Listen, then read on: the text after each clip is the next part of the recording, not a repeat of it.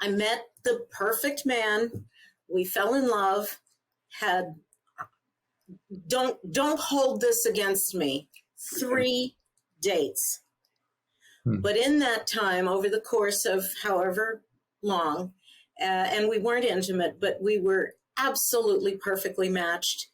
Every single box was ticked. Every experience was just a continual reaffirmation. This is wonderful. And then seemingly out of the blue, something happened that I really didn't understand what happened. He came over for an evening gathering, and on the basis of something, he said, this isn't going to work for me.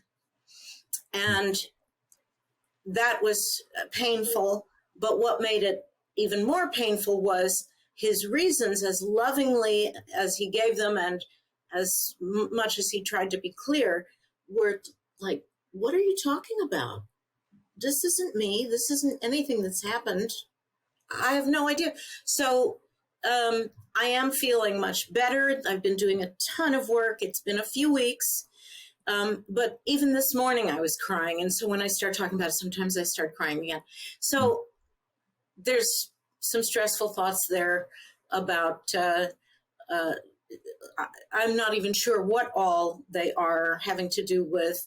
I'm not okay if this happens to me. I need this. He shouldn't have. There's a bunch of them. And it's been quite painful. Quite painful. I'm not a young woman. I'm 64. I've never been married. And there's a kind of a story that's what I want. And I have not yet found that.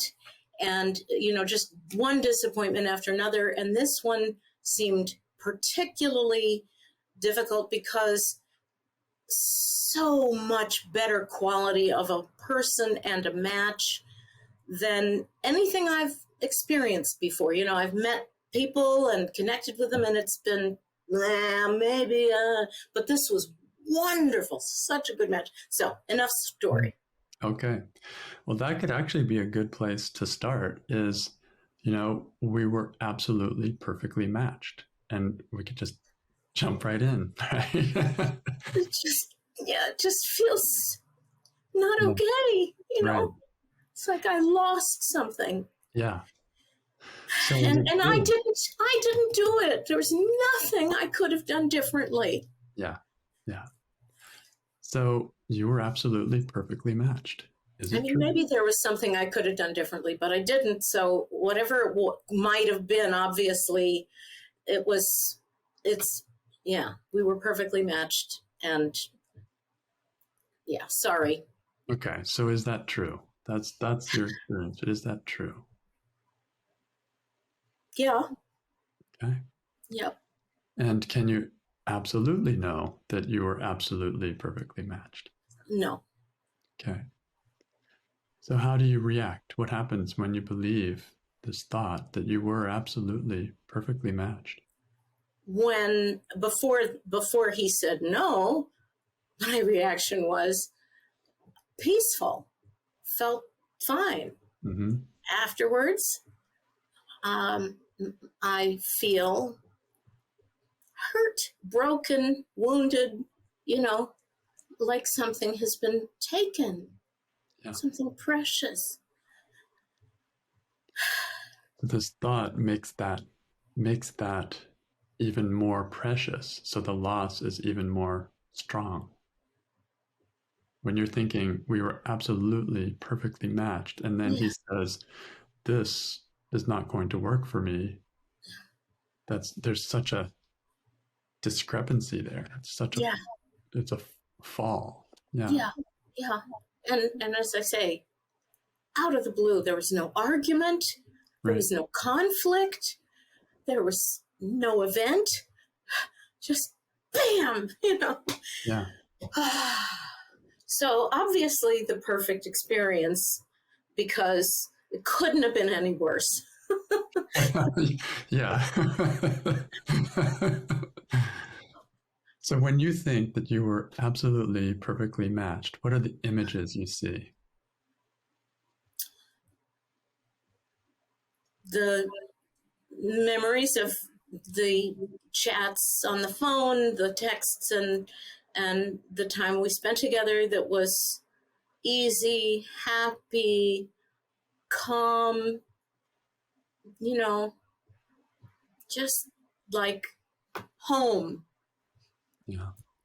I'm, And when you project that, even before the breakup, but also afterwards, when you project that we were absolutely perfectly matched into the future, what do you see? you mean like my fantasy of what the relationship was going to be? Yes. Um, a journey, mutual journey with, I'm sure, discoveries and challenges and opportunities and growth and stumbles, but lots of peace and joy and Right. pleasure. So that's what the mind sees when it thinks we were absolutely perfectly matched. It's got joy, it's got peace, it's got pleasure, it's got all the goodness all there in that fantasy future. Yeah. And then when he says it's not going to work for me, it all just gets taken away, right? This is Yeah, not just one person getting taken away, it's a whole world getting taken away that's true. from the Mm-hmm. mind's point of view. Yeah, yeah. So then, um, how what are the emotions you feel? You may have said this already, but what are the emotions you feel when you think we were absolutely perfectly matched and he is saying it's not going to work? Confusion, sorrow, every version of sorrow, grief, bereft, bereavement, um, fear, um,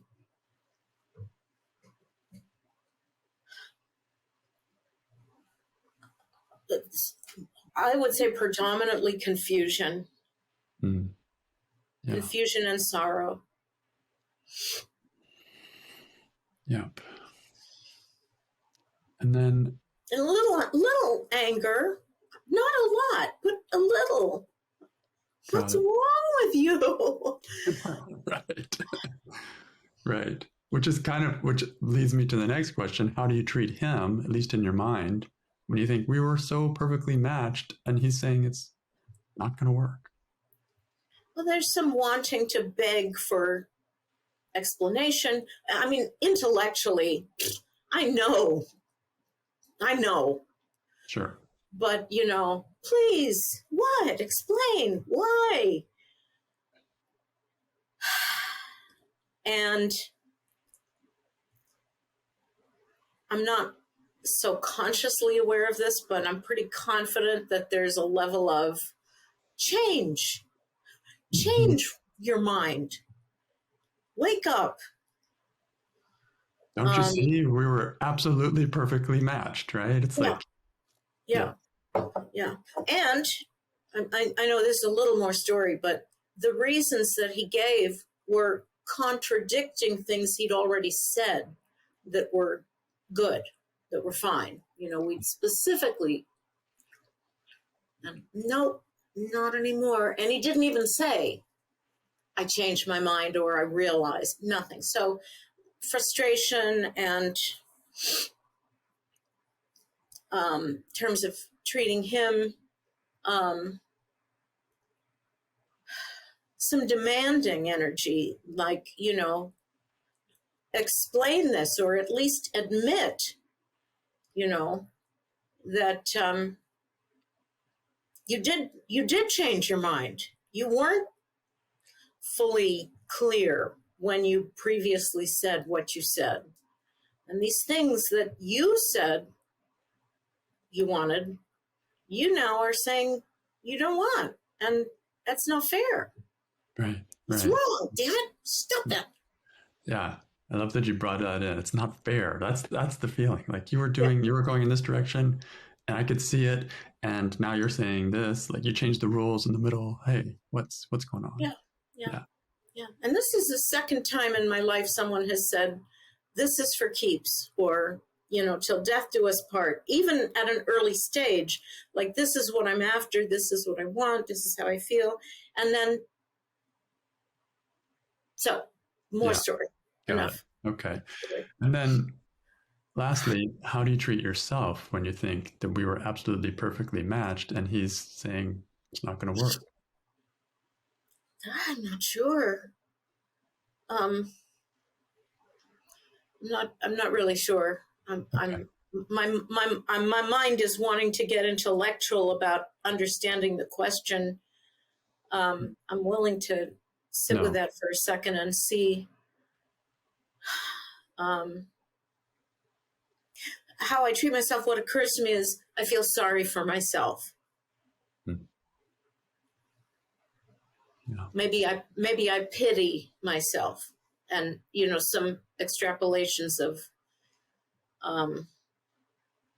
I despair about myself or my future, my what I can have. Yeah. Okay. So right. Yeah. So these are all the flavors of reaction. We've looked quite a few here. It seems like an amazingly good thought. We're absolutely perfectly matched. But given the situation of him saying it isn't going to work, it becomes an extremely stressful thought. And and we've seen the reactions. Yeah. So who would you be when and after he says, this isn't going to work for me, if you didn't have this story that we're absolutely perfectly matched? Who would you be?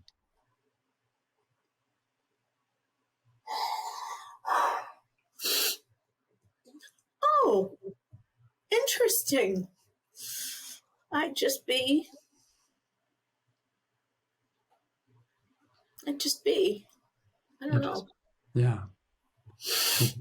This thought, absolutely perfectly matched, is what amps up the reaction, amps up the feeling of loss, because it was so good and now it's not, like, it's just, the contrast is so big that it makes the emotions just explode.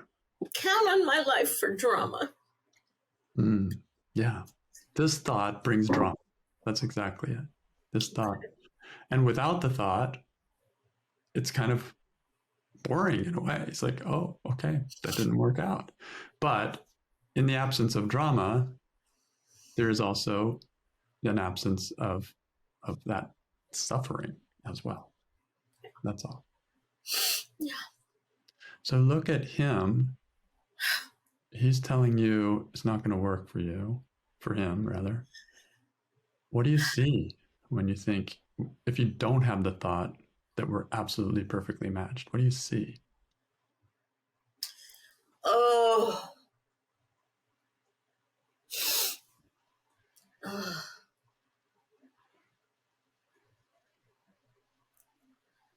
Somebody I don't know.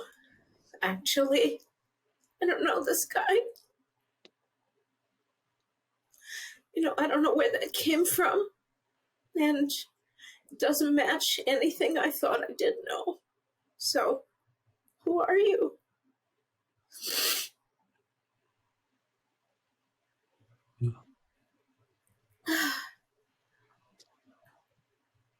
Yeah.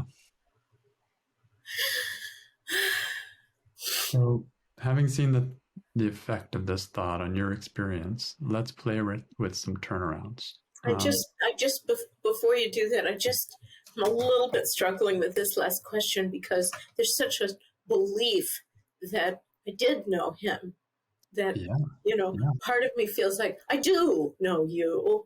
And I love seeing Don's nodding his head, because it reinforces my sense I am right. See, I'm right. And I know it's out of love, Don, and I'm very grateful. Maybe you've had this happen, but you know what I'm saying? It's like, wait. this thing that I know and love. It's like, what happened? Where is it? And so there's this bigger picture of this thing that I think I know and really believe and feel like, yeah, we know each other here. There's something else that's new. And again, they don't fit together. Right. So when I say, I don't know you, it's an I don't know you and I know you, but they're in conflict. Right. Which is where you were saying your main emotion was confusion. Right? Yes. Yeah. Right. So you were going to say turnarounds. Yeah. So let's play with some turnarounds. The statement originally was, we were absolutely perfectly matched. So what's an opposite of that? We're never matched. We were never matched. Okay. So this is contrary to your belief, your experience, everything. And it takes a lot of openness to even consider it. But let's hold it as a new possibility. How is it that you weren't actually perfectly matched, even though it felt like you were going to be? Well, the obvious, that he closed the door. And that whole experience, his whole thing, didn't make sense to me. This is a weird one, and I almost don't want to say it, but because it's been something I've been aware of, I learned. We had a conversation, as I said, we weren't intimate, but we, were very, very close and loving, and it was clear that we were aiming for that kind of connection. And so we talked about our sexual health, and he had a history of one of them, not AIDS, herpes, I guess, that can kind of subside so you don't have breakouts and it's not a consideration. But, that was there, and I never imagined myself connecting with someone who had any diseases of any kind. Okay, so this is just one data point, but it is a really good, it's an anomaly in the theory. The theory is we're absolutely perfectly matched, and here is a data point that doesn't, that doesn't perfectly. It's right. It's almost perfect. It's very tiny, but and that's what, I look for wiggle room, right? That's what this is. Just a little, okay. Yeah. And so continuing in that vein, are there any other ways that you can see? The other one that seemed equally tiny, but I know might not be, he had recently lost a pet who he'd had for a long time. And he decided that's the end of pet ownership for me, because I want to have, be retired and have no obligations, commitments, whatever. And so absolutely clear, never going to have a dog. Yeah. That's not how I saw my future. And the whole idea of being with a man always seemed like it would override any other consideration. But I love dogs. I love having pets, and I know that they can be challenging, but in some form, it's important to me. Anyway, so seemed tiny, but it's not another data point. Another data point there. We're not absolutely perfectly matched. Maybe that could be, I could work with it. There'd be ways to around navigate, negotiate, whatever. But But, this not just, starts to bring that story of absolute perfection just down another notch, to reality. We're not purposely bringing it down, but we're trying to balance it out. Yeah. I mean, and if he wants no responsibilities, does he want, how much does he want a partner too? Well, that's the thing is, I mean, I am in reasonable health, but I have challenges in some areas or things that I need to work on. And what if I became crippled or fell ill or was in an accident or something? All of a sudden, you don't want me around? Right.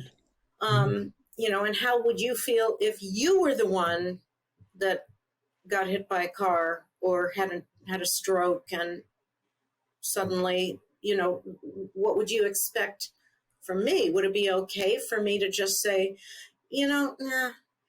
Yeah. So, and the thing he came up with, which I mentioned, previously, he had said, this is absolutely fine. He said, well, I am up at 3:30 in the morning. I'm active. I go out on my bike, and I'm busy, and I have lots of flexibility. And I'm like, I do a lot of things, but I don't wake up at 3:30 in the morning. And he previously talked about that he'd been with someone where they got up at 4 every morning, did yoga intensively for however many hours, and he said this absolutely didn't work. I'm like, I thought that wasn't an issue, but now it's an issue. Yeah. So we're starting to see that these things, even that you discussed in an intimate, close way, are not all 100% solid, like even for him, right? Like it just that. Maybe I misunderstood, but I was not under the impression that he wanted a partner who would be awake and, hiking at 4:30 or 5 in the morning, even though I sometimes am. Right.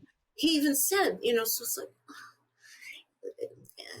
So there's something there, right? Not absolutely perfectly matched, because partly just don't know where he actually is, don't know what he's wanting or standing for. It's confusing. It's really confusing. There was other stuff that I haven't. I mentioned he came over for this dinner, which was absolutely happy event with a few friends, and everybody loved him. Everything was lovely. And the next morning on the phone, he said something, whatever it was, about how he saw me in that environment, that clearly in his perception, I was whatever I was, too busy, too committed to helping others, to whatever, I'm like, you're talking about a person who you describe as being giving in the relationships that I have. I'm ready to give to my relationship, to you. You don't see that as a transfer?